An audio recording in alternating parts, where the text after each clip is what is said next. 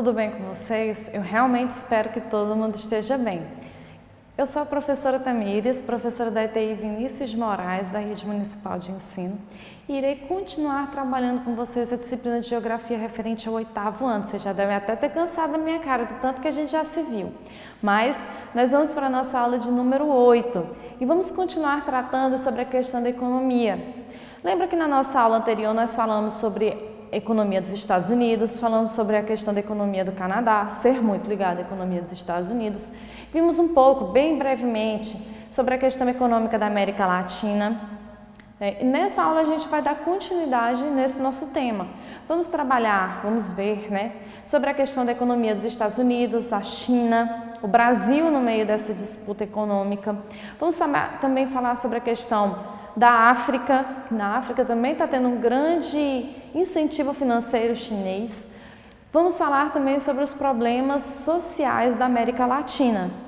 Vamos trazer um pouco para a nossa realidade esses problemas sociais, certo? Nessa nossa primeira imagem, tem aí uma bandeira dos Estados Unidos e um monte de marca pequenininha.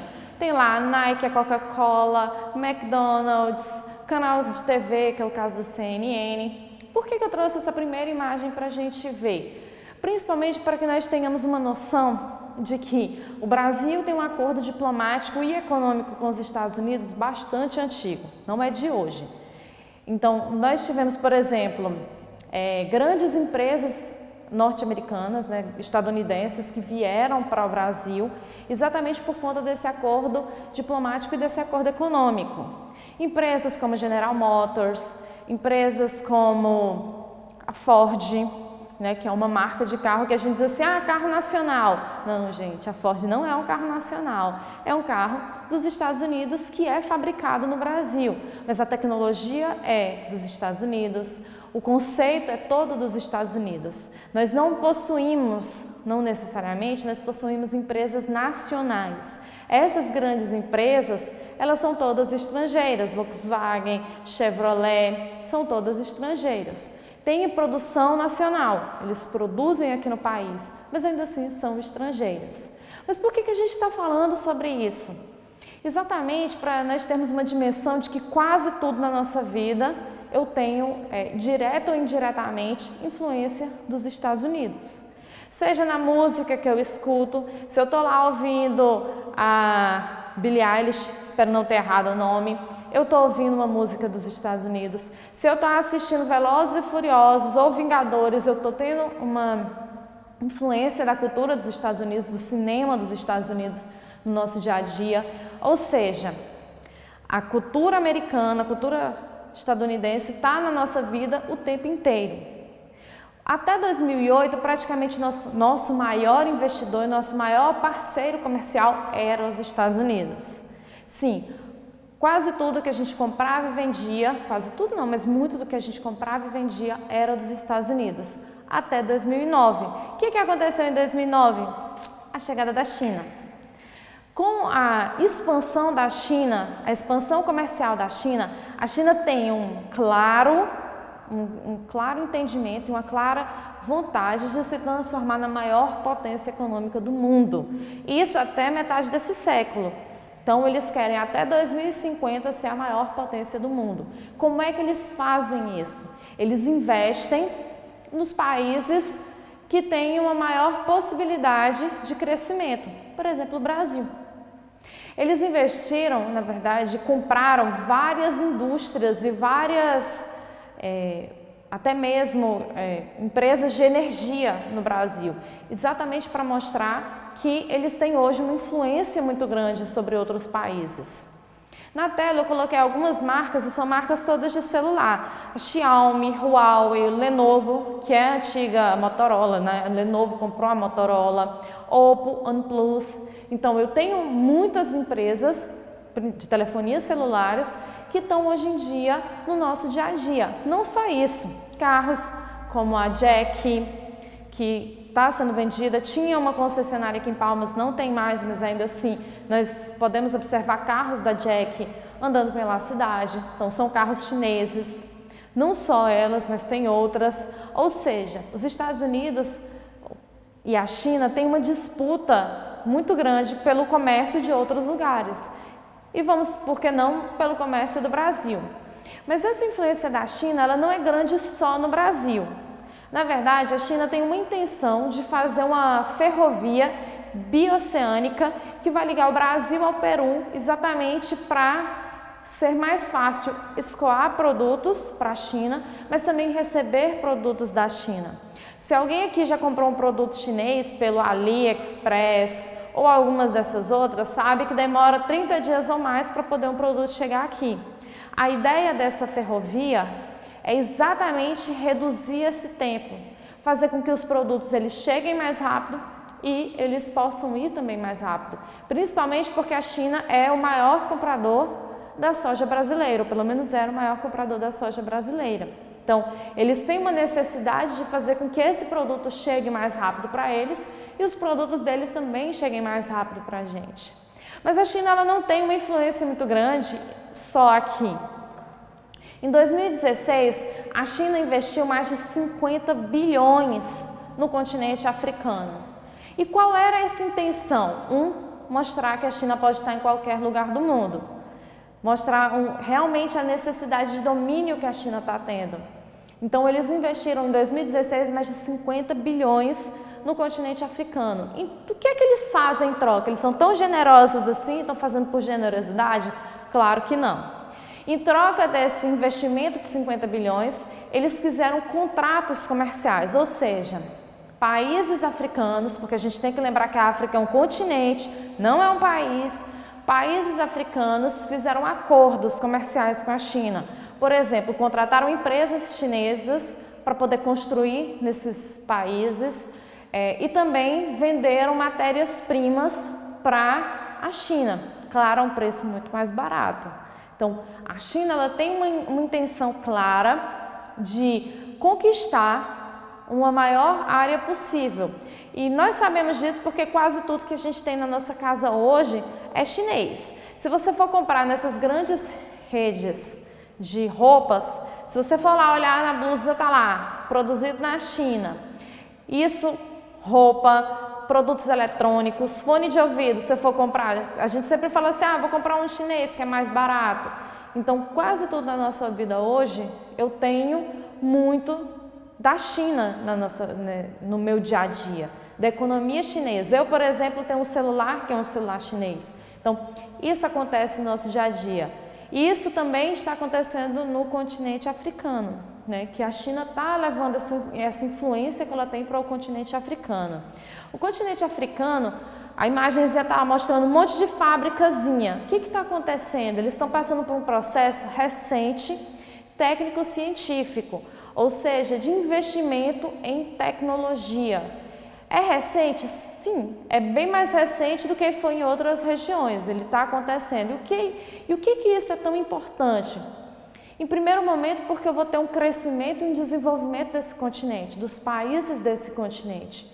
E em segundo momento, eu vou ter a necessidade de uma melhor formação da minha população, porque se eu tenho um emprego, eu tenho que ter alguém para trabalhar nesse emprego. Então, eu preciso investir mais em educação de primeira fase, eu preciso investir mais em educação universitária, exatamente para poder ter quem contratar para essas indústrias, para essas novas indústrias. Existe, inclusive, uma cidade tecnológica sendo feita, a cidade de Konza, que é próxima a Nairobi, no Quênia, que ela é chamada de Savana do Silício. Vocês já ouviram falar desse termo, Savana do Silício? Se não, talvez alguém já tenha ouvido falar no Vale do Silício. O Vale do Silício é uma região na Califórnia onde se concentra grandes empresas, como é o caso da Google, do Facebook, do Instagram. Então, grandes empresas estão nesse Vale do Silício na Califórnia. E a ideia é fazer exatamente isso em Konza, né? Na Savana do Silício. Você levar muita tecnologia para uma determinada área, para um local. E isso expandir esse local. Dando continuidade na nossa aula, nós vamos sair do continente africano e vamos voltar aqui para o continente americano. Se nós formos considerar, olhando lá a nossa divisão fisiográfica, o continente americano ele é dividido em 3 regiões diferentes. América do Norte, América Central e América do Sul. Se eu for pensar só na questão Norte e Sul. Mas se eu for falar por questão econômica, o nosso continente ele é dividido em países desenvolvidos, países emergentes, países com economia diversificada, mas com maior base mineral, e países com economia diversificada, com maior base agrícola. Quem são os países desenvolvidos do nosso continente? A gente já sabe, né? Estados Unidos e Canadá. E os países emergentes? Já falei na aula anterior, que é o caso do Brasil, México e Argentina. São países emergentes, ou seja, em desenvolvimento, né? E países com economia diversificada com base mineral, o Chile, a Venezuela. Lembra, a Venezuela é um grande produtor, na verdade, tem grandes jazidas de petróleo, tem grandes concentrações de petróleo. Então, é um país produtor com economia diversificada, mas em base mineral. E quais são países com economia diversificada com a base agrícola? É o caso do Uruguai, do Peru, de Cuba. Então, esses países eles têm uma economia, por mais que seja diversificada, mas ela é maior na questão agrícola. Mas claro, lembra que eu falei para vocês na aula passada que a gente ia falar um pouco sobre um ponto negativo da América Latina? A América Latina ela tem uma grande discrepância social, ou seja, diferenças sociais. Eu tenho pessoas extremamente ricas na América Latina, enquanto eu tenho pessoas extremamente pobres. Nessa nossa imagem eu coloquei, ela é aqui do Brasil, e ela mostra assim, eu tenho prédios e do lado eu tenho comunidades, eu tenho favelas. Então, eu tenho uma parte rica que tem acesso à infraestrutura e uma parte que não tem acesso à infraestrutura básica. Quais são problemas que eu tenho na América Latina? Pobreza. Eu tenho muita pobreza na América Latina. Por mais que o Brasil, por exemplo, seja um país emergente, seja um país que tem uma receita muito grande, né, tem muito dinheiro, ainda assim eu tenho uma pobreza muito grande, eu tenho uma população muito pobre. Qual outro problema que eu vou ter na América Latina? Qual outro problema que eu tenho muito grande no Brasil, por exemplo, em grandes centros urbanos, como é o caso do Rio de Janeiro, de São Paulo? Habitação. Enquanto eu tenho pessoas que têm, claro, possibilidade de morar em prédios cada vez mais desenvolvidos e melhores, eu tenho pessoas que moram em casas com péssima infraestrutura, casas que são de madeira, que são sem ter uma segurança para as pessoas que vivem dentro. Outro fator, mobilidade.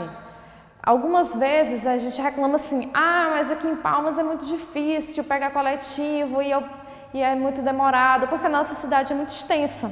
Mas você imagina, tem lugares em que a pessoa tem que sair de casa às 5 da manhã para estar no trabalho 8 da manhã.